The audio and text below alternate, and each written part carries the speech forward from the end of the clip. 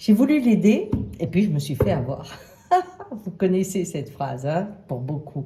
Mais quel est le processus? Qu'est-ce qui fait que cette attitude généreuse, à un moment, se retourne contre vous? Eh bien, je vais essayer de vous expliquer ça ce matin. Voilà, vous avez divers domaines où on peut être en empathie avec quelqu'un et avoir envie de l'aider. Par exemple, on a une copine qui est avec un mec qui est pas heureux, etc. Elle sait pas où aller, si elle le quitte, vous dites venez chez moi, viens chez moi, je t'aiderai.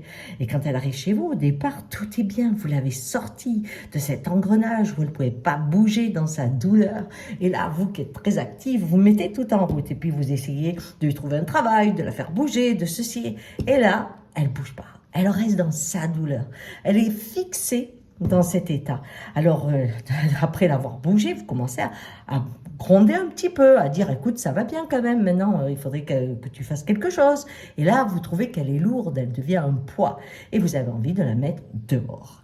Parce que là, à un moment, c'est comme si elle vous agressait de ne pas évoluer. Cette chose-là, on la retrouve aussi quand on veut aider un enfant. Par exemple, il y a une maîtresse ou vous êtes l'ami de sa mère ou un garçon ou fille, hein, qu'importe.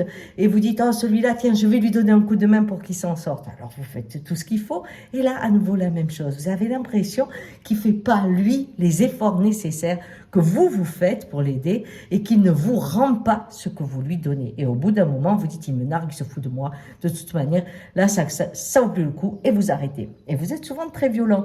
On peut l'avoir dans la maladie aussi.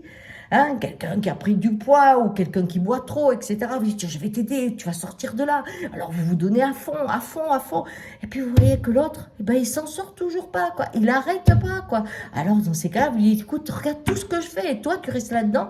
Vous avez l'impression que ça devient votre défaite. Et à ce moment-là, à nouveau, vous arrêtez. Vous voyez? Alors, il y a tous les domaines qui sont dans ce sens. Qu'est-ce qui se passe réellement? Eh bien, en fait, cela arrive quand on aide quelqu'un qui représente une part de nous qui nous fait peur. Si j'ai peur de finir dans la rue alors que je suis un hyperactif, je risque de facilement aider les gens dans la rue. Parce que c'est une part de moi que je n'exploite pas, puisque j'ai des capacités de rester dans le monde et d'avoir un travail, mais quand même, c'est une angoisse que j'ai. La maladie, la bêtise, la peur de ne pas être à la hauteur, toutes ces parts-là qui dorment chez moi, mais sont présentes, eh bien, quand j'essaie d'aider quelqu'un qui les représente, c'est comme si j'essayais d'annuler définitivement ces petites angoisses-là. Alors, ça ne marche pas, et c'est normal. Parce que, en fait, on aide bien quelqu'un quand on a parcouru le chemin.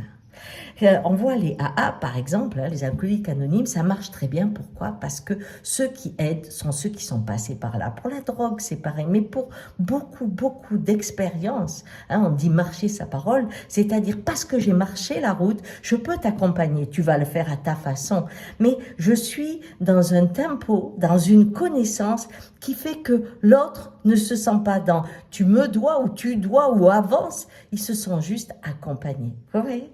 On peut donner ce qu'on a déjà fait fleurir chez soi. Le reste, c'est des peurs qu'on essaie d'exorciser. Allez, bonne journée!